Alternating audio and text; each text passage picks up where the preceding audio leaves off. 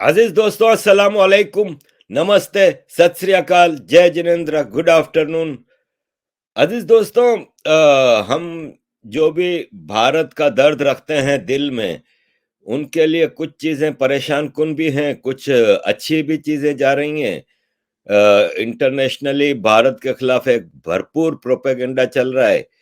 तो इस सिलसिले में बात करने के लिए आज मैंने अपने प्रिय मित्र, अजीज दोस्त तुफैल चतुर्वेदी साहब को दावत दी है। एक्चुअली मैं जरा बता दूं कि मैं जब तक ऑनलाइन मेरे दोस्तों से भारत में राब्ते में था, तो कुछ लोगों से आपको परिचय सही से नहीं होता।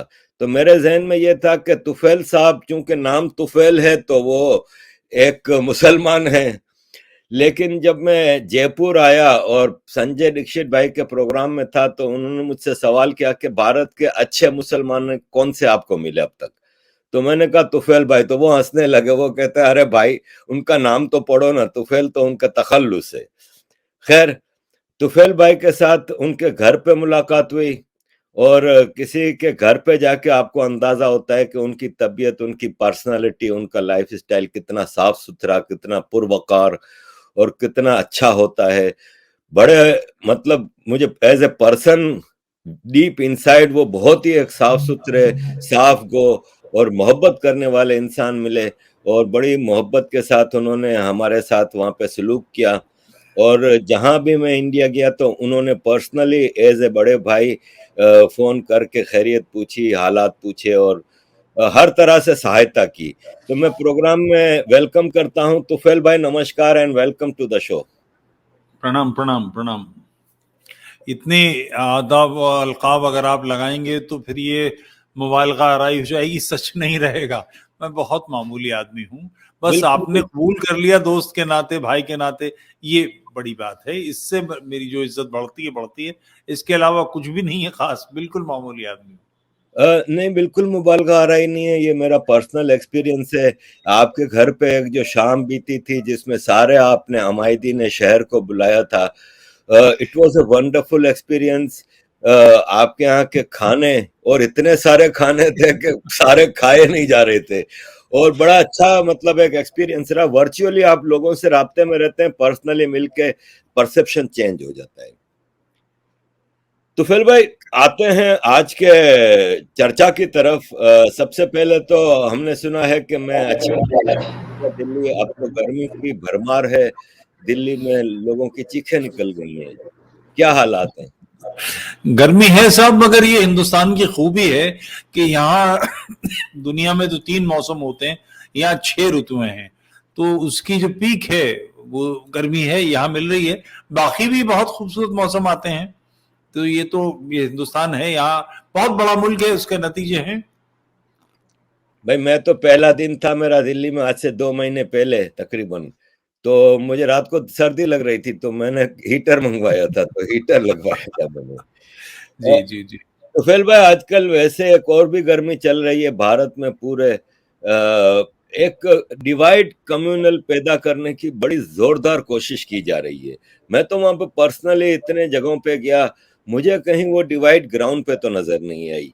कुछ कम्युनल लीडर्स हैं जो इंटरनेशनल एजेंडा, मैंने एक रिपोर्ट पढ़ी है 111 पेज की, ऑपरेशन टुपाक के नाम से, कि एक बाकायदा अमेरिका में प्लान बनाया गया था लेफ्ट और लिबरल्स की तरफ से कि भारत में फॉल्ट लाइंस क्रिएट करनी है।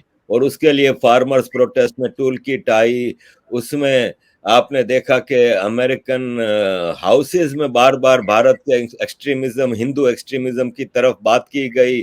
कॉन्फ्रेंस हुई कुछ यूनिवर्सिटीज की लास्ट ईयर सितंबर में, जिसमें डिसमेंटलिंग ग्रोइंग हिंदुत्व और ये सब चीजें लगातार हो रही हैं। भारत में आप देख रहे हैं communal leaders, I will say on both side. अब हिंदू भी थक गया है शायद, तो इसलिए कुछ लीडर्स वो कर रहे हैं। तो आप किस नजर से देखते हैं इस सारे कम्युनल ड्रिफ्ट को, जो कोशिश करने की करने की कोशिश की जा रही है? एक बात समझने की है कि सारी लेफ्ट दुनिया में, चाहे वो रूस हो, चाहे वो चीन हो, और जो हिस्से अब नाटो में चले गए, मगर जो पुराने हिस्से हैं, उन्होंने कभी भी इस्लाम को अपने यहाँ स्टैंड करने नहीं दिया। ये हमेशा से हुआ है। उसी तरह से जो इस्लामी दुनिया है उसमें लेफ्ट को सांस नहीं लेने दी जाती। ये बिल्कुल दो खित्ते हैं बटे हुए, मगर एक मजेदार बात यह है कि अपनी अपनी दुनियाओं के अलावा ये एक दूसरे के बिल्कुल हैंड ग्लव जैसे हैं, बिल्कुल मिले हुए हैं, और दुनिया के हिस्से बांट रखे हैं उन्होंने कि तुम ये काम करो, हम कि तुम तलवार का काम करो, हम तुम्हारी ढाल बने हुए हैं। तो लेफ्ट मूवमेंट हर जगह इस्लाम के साथ ढाल बनकर काम कर रहा है। जो एक पॉलिटिकल इस्लाम में मैं उसकी बात कर रहा हूं, उसके साथ लगातार ये काम कर रहे हैं। आप इस तरह से देखें कि हिंदुस्तान की तकसीम की जो तहरीक चली, इस्लामी लीडरशिप, इसके अलावा कि हम बेहतर हैं, हम राज कर सकते हैं, हम ताकतवर हैं, उसके पास कोई लॉजिक नहीं था। उसको लॉजिक देने का काम लेफ्ट ग्रुप ने किया, अधिकारी थीसिस, जिसने कौमियतों के हिसाब और ये वो दुनिया भर की फजूलियात फैलाई। वो वजह उसकी ये है कि किसी भी आइडियोलॉजी को सस्टेन करने के लिए वो जो दुनिया भर में पर राज करने की ख्वाहिश रखती है, चाहे वो कम्युनिज्म हो चाहे वो इस्लाम हो, ये दोनों इसी तरह की मेंटलिटी है, सोचती हैं कि दुनिया इनके ताबे आनी चाहिए। तो उसके लिए आपको ऐसी जगह चाहिए जहां फौज बन सके, जहां सरसब्ज जमीन हो, जहां पानी हो। जैसे इस्लाम की ये सरसब्ज इस तरह की सोच चल ही नहीं सकती थी अगर ये आसपास के इलाकों के, ईरान के, इनके सपोर्ट न मिले थे, क्योंकि अरब में तो पानी नहीं है। वहां फौज कैसे बन जाएगी? 100, 200, 500 लोग तो हो सकते हैं, 2 लाख लोगों की फौज कहां से बनेगी? कैसे मुमकिन है?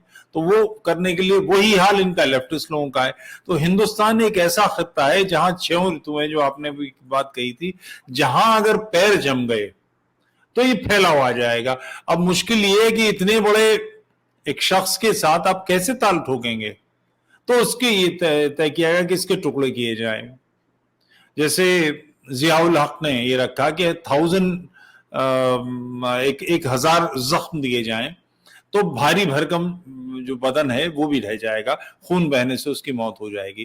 तो हिंदुस्तान में छोटे छोटे, मेरे कई पाकिस्तान के दोस्त हैं जो पॉलिटिक्स में हैं, उनसे बात करते हैं तो वो बड़े आराम से कह देते हैं, देखिए माओ हैं और कम्युनिस्ट वहां काम कर रहे हैं, नक्सली हैं और शूदर हैं। वो शूद्र नहीं बोल पाते, शूदर है, फलाने हैं। हिंदुस्तान में हम नहीं जानते ये क्या है। आप भी घूमे, आप मुझे बताएं कहाँ मुश्किल है। ये इसी तरह से है कि यहाँ के लोग बैठ के, जैसे वो लाल टोपी वाला है ना पाकिस्तान का, वो ऐसे ख्वाब देखता, हम इतने टुकड़े कर देंगे, हम यूं कर देंगे, श्रीलंका से छोटा हिंदुस्तान कर देंगे। भाई साहब, कौओं के कहने से ढोर नहीं मरते। कौवे सोचे तो इससे कोई जानवर नहीं मर जाता। तो ये इस तरह की तस्वीर है, मगर आपको जमीन पर इसको उतारने के लिए थीसिस बनानी पड़ती है, और ये आइडियोलॉजिकल वॉरफेयर है। ध्यान, जो इस काम में लेफ्टिस्ट बहुत तेज तर्रार हैं। बहुत छोटा सा ग्रुप, बहुत छोटा सा ग्रुप से मतलब जिनके साथ 25 लोग नहीं, मगर प्रेस में वो इस तरह से दिखाएंगे आधा हिंदुस्तान उनके साथ चला जा रहा है, ऐसी। तो इसी तरह की सारी थीसिस बनाई गई हैं। और अच्छी बात यह है कि आप जैसे लोग और बहुत सारे लोग हैं जो इसके खिलाफ आवाज उठा रहे हैं, और इन थीसिस बनाने वालों से ज्यादा बड़ी आवाजें उभर आई हैं। थैंक्स टू सोशल मीडिया कि अब एक इसका इंकशाफ करने के लिए कि ये चीजें हो रही हैं बहुत आसान है। लोगों को नहीं मालूम है। कैफी आजमी साहब जो बड़ा अच्छा शायर नाम है, मजाज लखनवी का नाम है, लोगों को पहले नहीं पता था, अब लोगों को पता है। अगली ईद पाकिस्तान में लिखी है कैफी साहब ने। ये जो हिंदुस्तान में सोशलिज्म फैलाते फिरते थे, इनकी नज्म है। पाकिस्तान का कौमी तराना मजाज ने लिखा। बन्नी भाई क्या कर रहे थे सज्जाद ज़हीर? ये हिंदुस्तान में रह के हिंदुस्तान की जड़ों मट्ठा दे रहे थे, पाकिस्तान चले गए, फिर पाकिस्तान से बुला लिए गए। तो ये सारी चीजें कि आइडियोलॉजिकल वारफेयर है। जहन में सपने देखे जाते हैं, ये सपने उगते हैं और उसके बाद एग्जीक्यूट होते हैं। तो इन सपनों को बिल्कुल साफ सुथरा और इनके खिलाफ भी उसी तरह से महाज जिसे आप एक्सपोज कर रहे हैं। और ऐसे बहुत सारे लोग दोस्त हैं जो समझते हैं कि हिंदुस्तानियत आखिरी, जैसे वो एक नोआ की बात है ना, कि वो उन्होंने एक कश्ती बनाई नूह ने और उसमें सारे बीज इकट्ठे किए, सारे जोड़े इकट्ठे किए और फिर समंदर में बाढ़ में रहे और उसके बाद उससे सारी दुनिया चली। तो हिंदुस्तान के खत्म होने का मतलब है कि ह्यूमैनिटी का बीज खत्म हो जाएगा। यही है एक जगह। बाकी दुनिया तो एक दूसरे को खाने पे उतारू है हमेशा से। तो इन दीनियात से बचाए, अगर इसको नहीं बचाया गया तो दुनिया के एग्जिस्टेंस खत्म हो जाएगी, दुनिया खत्म हो जाएगी। तो ये बिल्कुल इस तरह का मामला है। आप बहुत मुबारक काम है जो आप कर रहे हैं कि इसको एक्सपोज करने का काम, बहुत अच्छी बात है। और आपकी आवाज मजबूत आवाज है, ये बड़ी बात है। धन्यवाद भाई। भाई एक सवाल था कि जनरल परसेप्शन ये दिया जाता है कि हिंदुस्तान का सारा मुसलमान इंडिया के खिलाफ है और हिंदुओं का दुश्मन है, क्या ऐसा है? साहब, मैं उर्दू का शायर हूं, गजल का आदमी, मुसलमानों के बीच का आदमी हूं। देखिए, एक मशहूर मुखम्मस है, वो मुसद्दस है उसकी, हाली की, अल्ताफ हुसैन हाली की, जिसमें उसने ये कहा, मुझे 4-5 मिसरे याद हैं उसके, वो दीने इलाही का बेबाक बेड़ा जो कुलजुम में अटका ना जाने कहां में ठिटका, किए फतह थे जिसने सातों समंदर, वो डूबा दहाने पे गंगा के आकर। वो ये क्या कहना चाह रहा है? इस्लाम तो, मुसलमान तो हिंदुस्तान में आज भी 18-20 करोड़ 19 करोड़ के आसपास हैं। पाकिस्तान, बांग्लादेश, अफगानिस्तान जो एक्चुअल हिंदुस्तान है उसका मिला लीजिए तो तकरीबन 40-45 करोड़ 50 करोड़ मुसलमान हैं। तो वो डूबा दहाने पे गंगा के आकर क्या मतलब? कि जो एक्चुअल इस्लाम है, जो सऊदी का है या जो ताइश का है या जो बोको हराम का है, इस तरह का इस्लाम वो हिंदुस्तानी मुसलमान वैसा नहीं बना। वो राजपूत आज भी है, वो राणा आज भी लिखता है, वो चौधरी आज भी है, पाकिस्तान में रहने वाला भी चौधरी लिखता है। और उसके अपने, जैसे मेरे दोस्त हैं कुछ मुल्तान में हैं, गुजर हैं, वो कहते हैं कि साहब हम बड़ा नहीं खाते, और हम जब 47 में आए थे तकसीम के बाद, तो हम अपने बुजुर्गों को जब दफन करते थे तो ये कहते थे कि ये अमानती कब्र है, हम वापस अपने वतन जाएंगे और यहां से कब्रें ले जाएंगे, अपने बुजुर्गों की मट्टी ले जाएंगे। तो ये जो एक मेंटलिटी है कि इंडियनिटी पूछ नहीं पाई। इस्लाम का मिजाज ये है कि पूरी तरह से उसको अरबी कल्चर में बन जाना चाहिए, वो नहीं हो पाया, उसके चलते शकवा है। और एक आध अल्ताफ हुसैन हाली का नहीं है, इकबाल का, इसका उसका ही सबका शकवा। और वो कई, जब जैसे आपके जो हमारे वो एक साहब हैं, जियाउल हक से पूछा था किसी ने कि साहब आप इतना इस्लाम पर जोर क्यों देते हैं, पाकिस्तान और हिंदुस्तान की कल्चर एक है, खान पान एक है, रहन सहन एक है। बोले जोर नहीं देंगे तो हम हिंदू हो जाएंगे। डर यह है कि ये जो अरबी कल्चर है ये पहुंच जाएगी। हिंदुस्तान का मुसलमान, आम मुसलमान इस तरह का बिल्कुल भी नहीं है। आप गुजरात के मुसलमान को, राजस्थान के मुसलमान को हिंदू से अलग नहीं कर सकते। उसके पड़ोसी से आपको ये समझ में नहीं आएगा कि दोनों अलग अलग हैं, ये मुसलमान है हिंदू है। बल्कि अभी भी ऐसे घर हैं जहां हिंदू रीति रिवाज से पहले भावनें पड़ती हैं, उसके बाद निकाह होता है। आज भी रिवाज हैं इस तरह के। बहुत सारी चीजें ऐसी हैं जो सिर्फ हिंदुस्तान के मुसलमान में मिलेगी, जो इंडियनिटी है उसकी, हिंदुस्तानियत है। जैसे जो सुन्नतें हैं, हिंदुस्तानी मुसलमान नहीं मानता। ये बरेलवी और देवबंदियों ने जो जहर घोला है वो अपनी जगह है, मगर आम मुसलमान वैसा नहीं करता। तो किसी का ये सोचना कि हिंदुस्तान के मुसलमान हिंदुस्तानियत से दूर हैं, ये सच नहीं है। बड़े पैमाने पर वो हिंदुस्तानी हैं। तुफैल भाई, एक और चीज डेवलपमेंट हमने पिछले कुछ 1-1.5 साल से देखी है कि हिंदुओं का भी सब्र पैमाना लबरेज हो रहा है। आम हिंदू की बात नहीं हो रही, अगेन जैसे आपने कहा सारे मुसलमानों का जो आपने बताया, तो आम हिंदुओं की बात नहीं, लेकिन कुछ जैसे हिंदू संसद हो रहे हैं, जैसे कुछ हिंदू लीडर्स हैं जो एक्सट्रीम की तरफ जा रहे हैं कि मुसलमानों के खिलाफ लश्कर जमा करो, मुसलमानों को अब हमें हथियार से जवाब देना होगा, वगैरह वगैरह। इससे तो भारत का नुकसान नहीं होगा क्या? ये सही तरीका है या हमें हुकूमत पे, एक सरकार पे जोर देना चाहिए कि सरकार अगर हमें कोई शिकायत है तो उसको दूर करे? आप काफी हद तक ठीक कह रहे हैं, मगर एक बात मैं यहाँ निवेदन करूंगा आपसे कि आम हिंदुस्तान के जो मुसलमान की तकलीफ है, यानी इस्लामी लीडरशिप गड़बड़ कर रही है। आम मुसलमान वैसा नहीं है, इस्लामी लीडरशिप है जो ये गड़बड़ कराती है। तो उसको टैकल करने का कोई टूल पब्लिक के पास ही है, गवर्नमेंट के पास नहीं है। गवर्नमेंट कहां तक करेगी, किस हद तक जाएगी? लश्कर कशी या कोई उनके खिलाफ कोई पॉलिटिकल एक्शन लेना, पॉलिटिकल सिनेरियो ऐसा है, और 77 के बाद से बना हुआ है ये पॉलिटिकल सिनेरियो, पहले नहीं था। वो इतना ज्यादा दबाव में आ गया है कि उसके खिलाफ अब हिंदुओं की सांस फूलने लगी है। जैसे अभी स्टेटमेंट आया यूपी से कि ईद की नमाज ईदगाह में अगर जगह न मिले तो जामा मस्जिद में जाके पढ़िएगा, सड़क पे सफे न बिछाई जाए। ये क्यों हो रहा है? सड़क पर सफे बिछाकर और खामखा रोकना, इसके लिए कोई परमिशन कोई तुक नहीं, बस 2 गाड़ी खड़ी की इधर उधर और वहां सफे बिछा दी और एक हंगामा शुरू हो गया। क्योंकि और जो सफ बिछाने वाले लोग हैं वो भी इस तरह से वो सारे काम कर रहे हैं जैसे काफिरों के किलों पे उन्होंने अपने झंडे गाड़ दिए हों। आप उकसाने वाले काम क्यों करते हैं? PSC must be stoned, Bharat माता डायन है, ये इस्लामी लीडरशिप के नारे हैं। अच्छा, वो ऐसी बातें करते हैं जैसे हमारे रामपुर के खान साहब हैं जिन्होंने आजकल जेल में हैं, उन्होंने ये स्टेटमेंट दिया था कि भारत माता डायन है।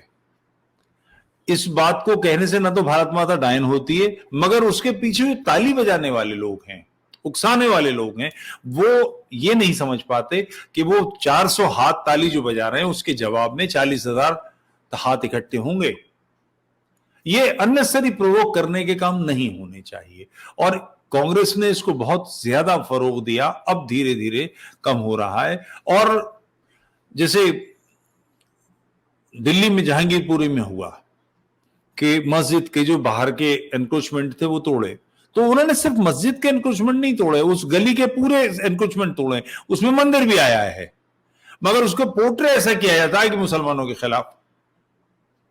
भाई अगर आप, ये मिजाज है खास हिंदुस्तान में, छोटी बस्तियों में तो ये आम बात है, दुकान के बाहर पहले स्टूल डाल लिया, फिर स्टूल पे सामान रखना शुरू कर दिया, फिर उसकी जगह पक्का सीमेंट से कोई चबूतरा बना दिया, नतीजा कि वहां से निकलने वाली गाड़ियां वो सिमट जाएंगी, फिर रिक्शे निकलना मुश्किल हो जाएगा, आबादी बढ़ रही है, तो जो सिस्टम है उसे फॉलो तो कराना पड़ेगा।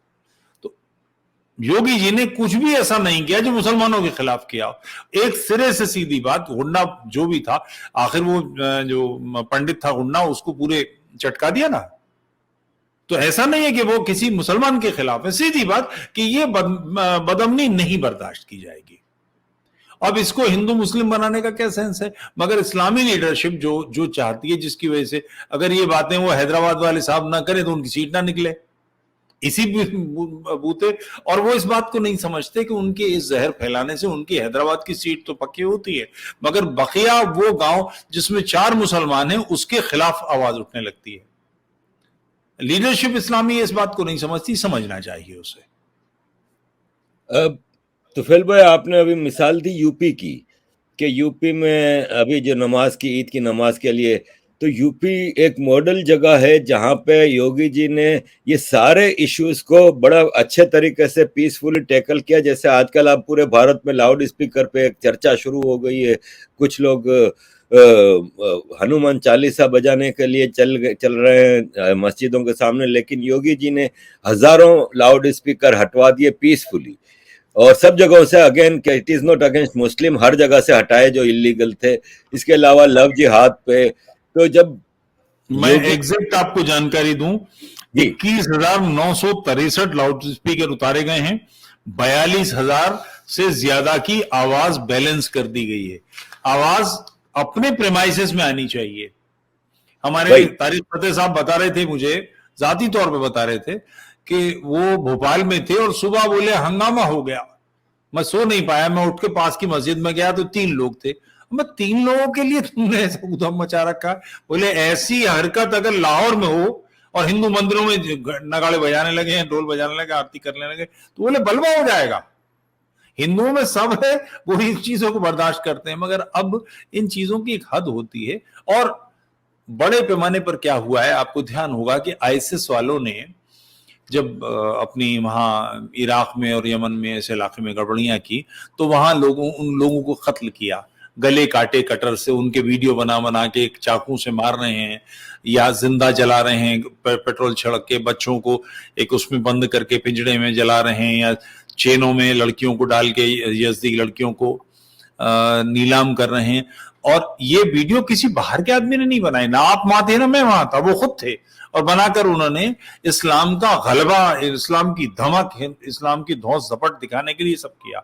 नतीजे में सारी दुनिया में एक आवाज सी उठने लगी, एक बयार आने लगी कि यार ये गड़बड़ हो रही है, कि हमारे जो ह्यूमन वैल्यूज हैं उनका क्या होगा अगर ये लोगों को हम टेक ओवर करने देंगे। तो उसके नतीजे में सारी दुनिया में आवाज उठने लगी है, और वही आवाज, उसी आवाज पर सवार हो गए योगी जी जैसे लोग आगे बढ़ रहे हैं। तो ध्यान करना चाहिए, क्योंकि इस्लाम के नेतृत्व को कौन लोग, अगर हमें बात करनी है इस्लाम के सिलसिले में कराची में, तो हम आरिफ जाकिया से बात करेंगे या हम किसी लफंगे से बात करेंगे जो वो लाल टोपी वाला एंड बकता है।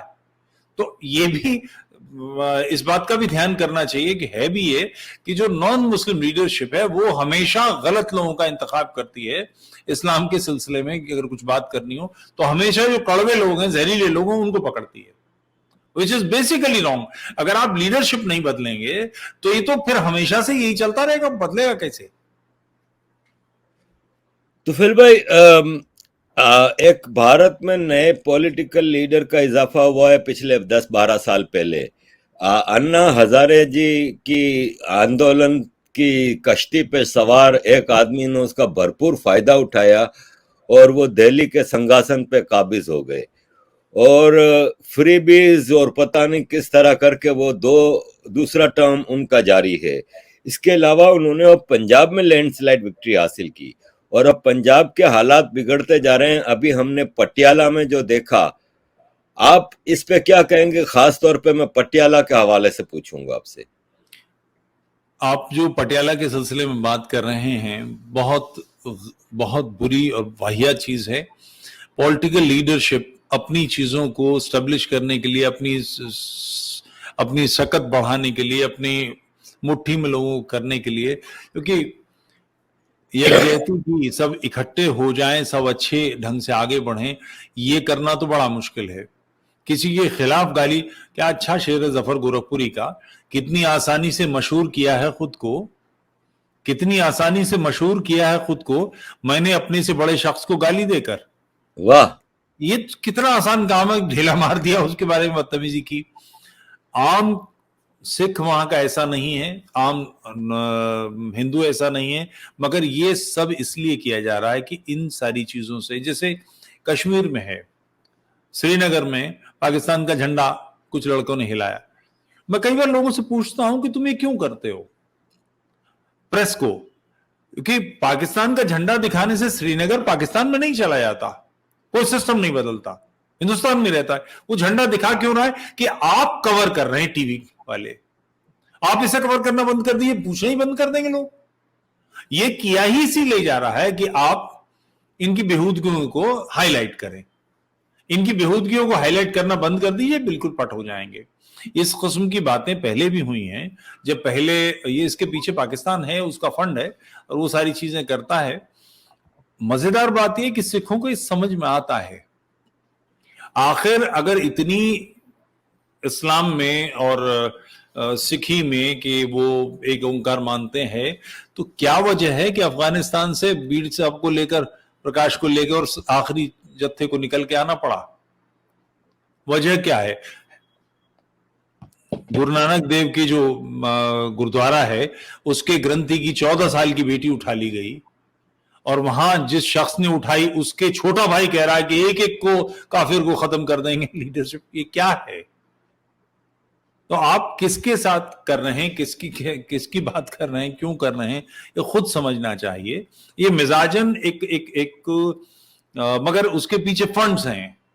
कोई सिख ये हो ही नहीं सकता कि गाय का गला काट दे, मुमकिन ही नहीं है। पूरी कौम बर्बाद होती रही, फिर भी ऐसा कभी नहीं किया। आप कैसे कर रहे हैं कि वो बेसिकली मैक सिख हैं, वो सिख नहीं है, क्रिश्चियंस हैं, और पैसा पाकिस्तान से आ रहा, उसका मजा ले रहे हैं, तो ये हरकतें कर रहे हैं। जी, आपकी बात बिल्कुल करीब लगती है हकीकत से। इसकी वजह यह है कि करतारपुर साहब का कॉरिडोर खोला ही इसीलिए था पाकिस्तान ने, वरना तो 75 साल में तो इनको करतारपुर साहब याद नहीं आया, ना उन्होंने उसका गुरुद्वारा आबाद किया, ना कुछ किया। अब अचानक रातों रात इन्होंने गुरुद्वारा भी तामीर कर दिया और कॉरिडोर भी खोला।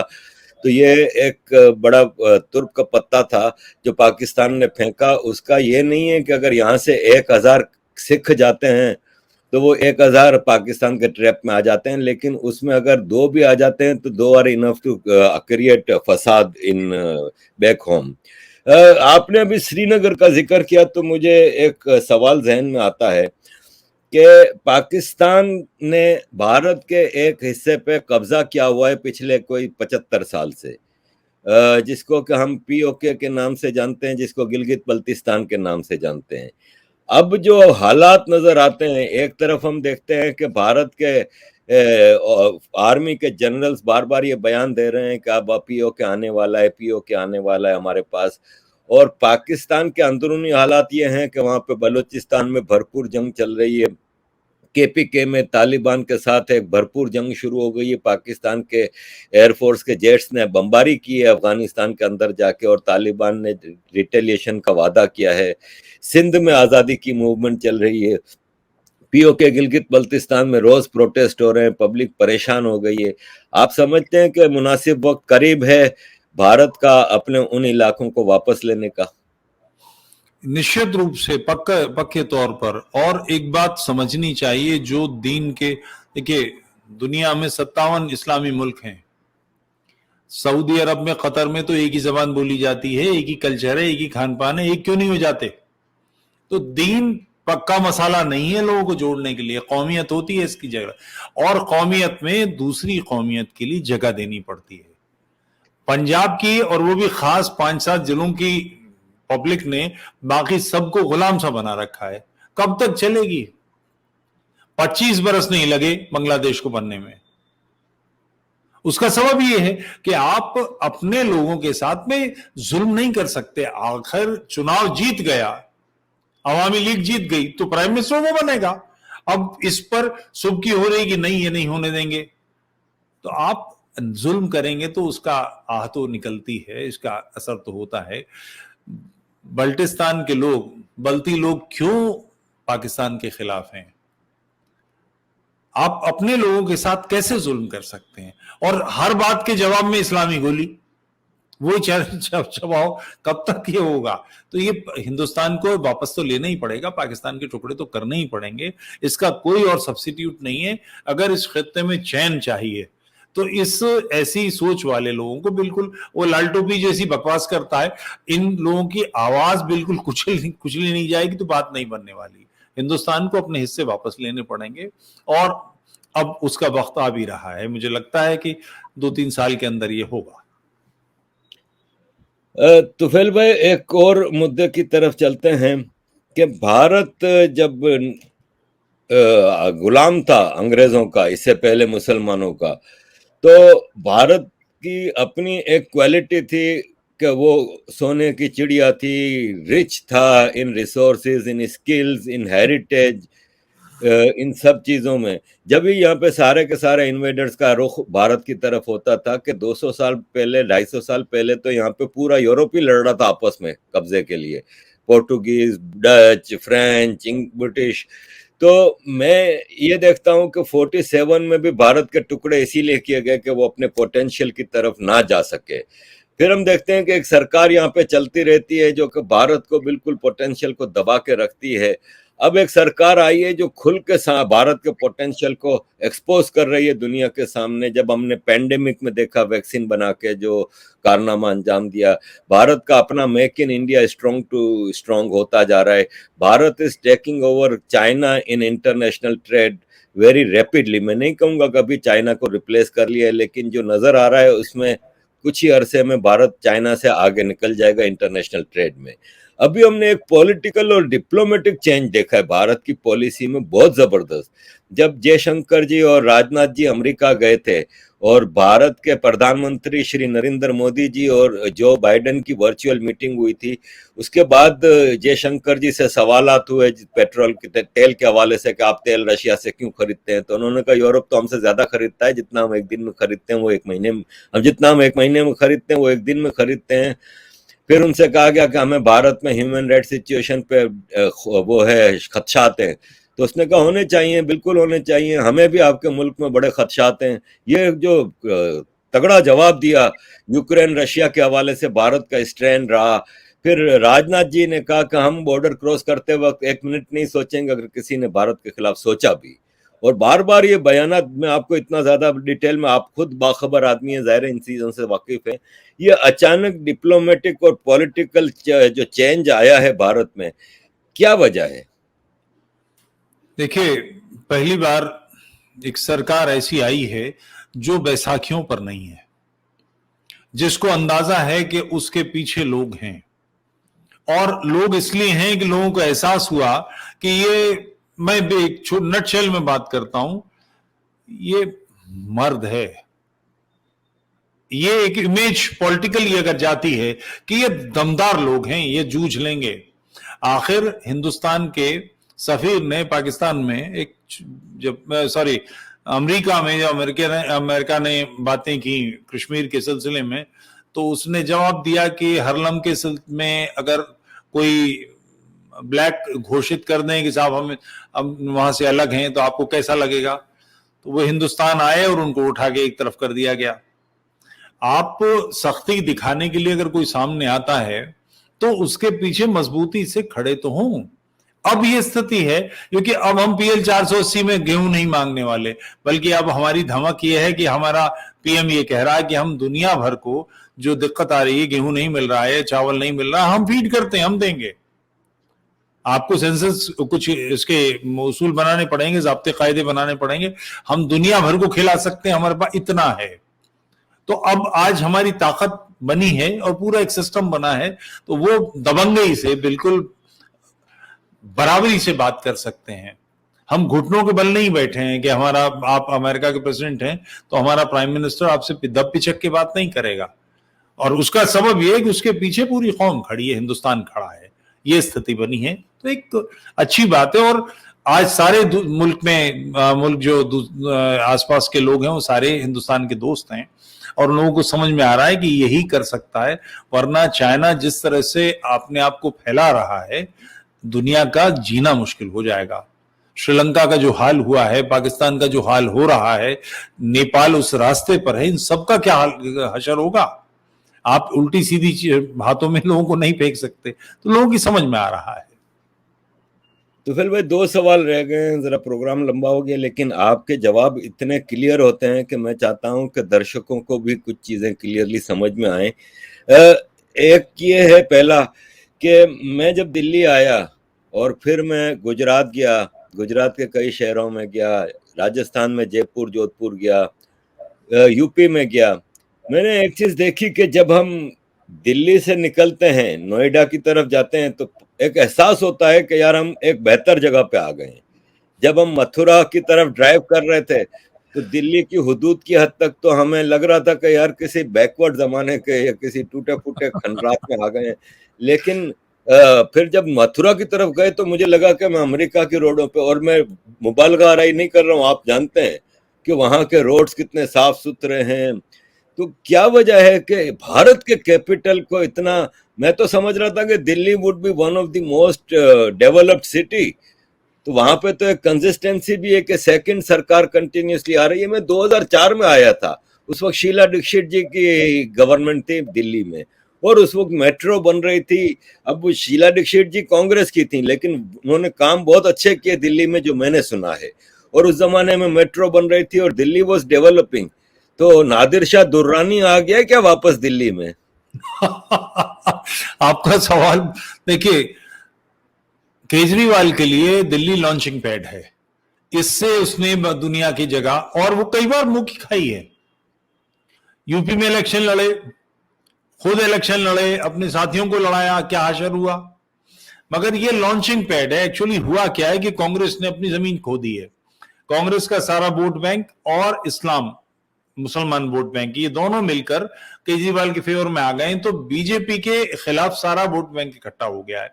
बहुत कुछ थोड़ी सी जगह है, मगर वो आदमी उसको, यानी एक डिस्पेंसरी खोलेगा जिसकी रकम होगी 70,000, जिस पर खर्च होगा, और उसके लिए 27 करोड़ रुपए का एडवर्टाइजमेंट दिया जाएगा।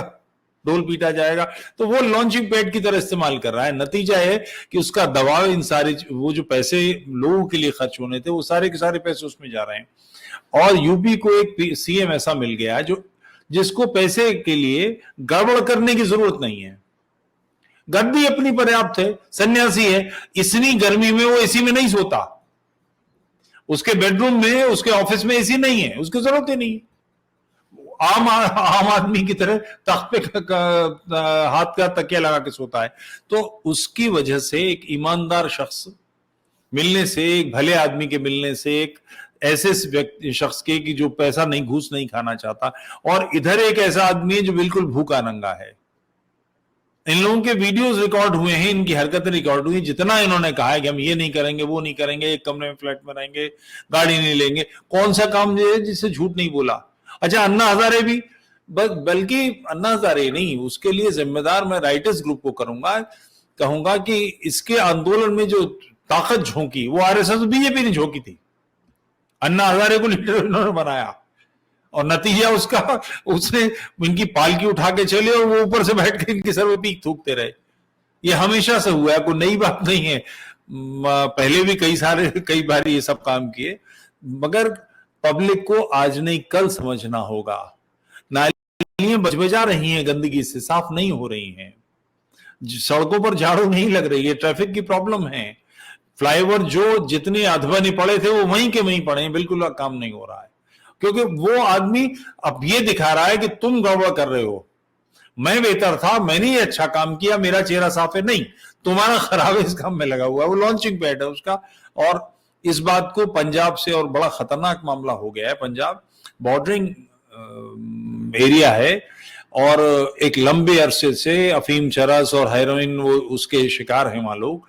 अगर इस सबको बाहर नहीं किया गया तो वहां की नई पीढ़ी बिल्कुल नशे की शिकार बन जाएगी।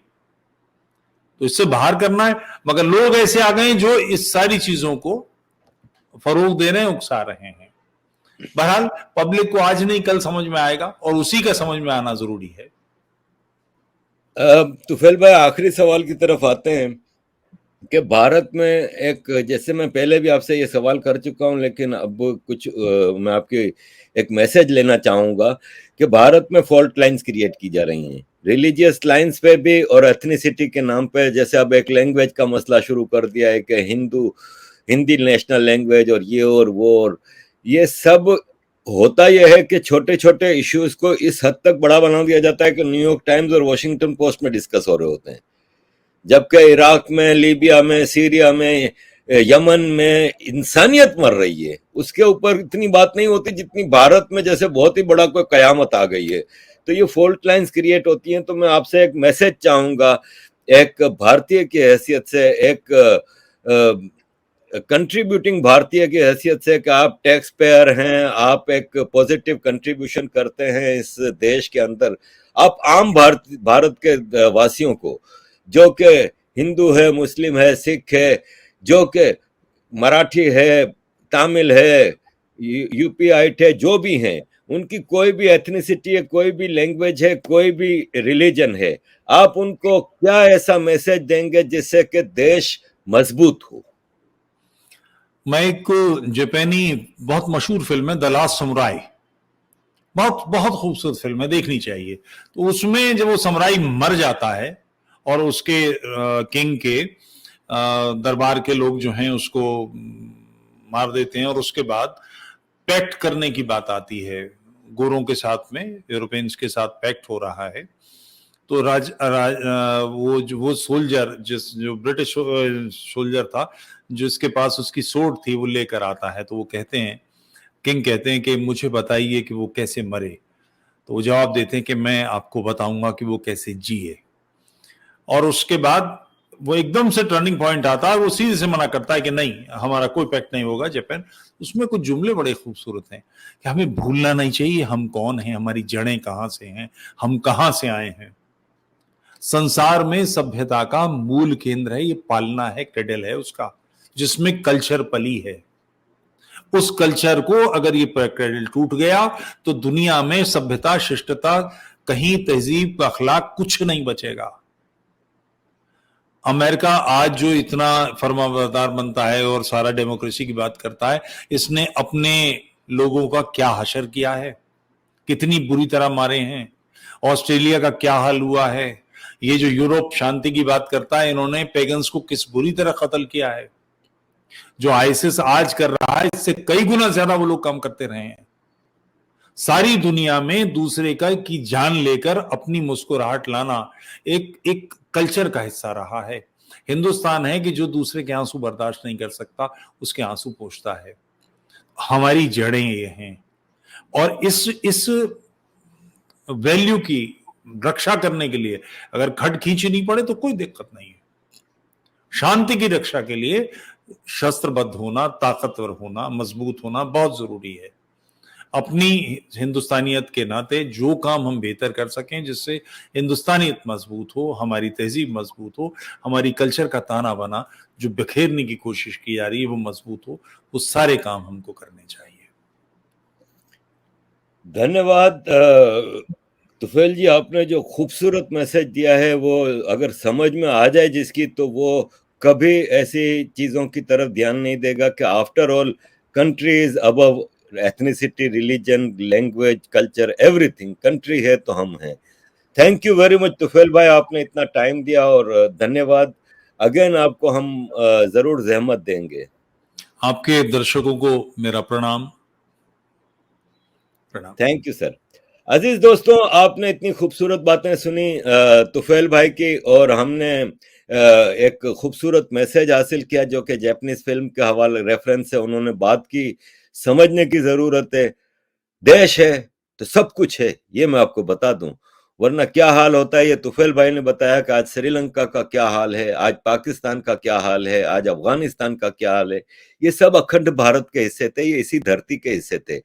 अगर ये आपस में लड़ते मरते नहीं तो आज ये भी प्रोस्पेरस होते जिस तरह आम भारतीय प्रोस्पेरस है। इंटरनेशनल साजिशों को समझिए, और प्राउड टू बी इंडियन। जय हिंद।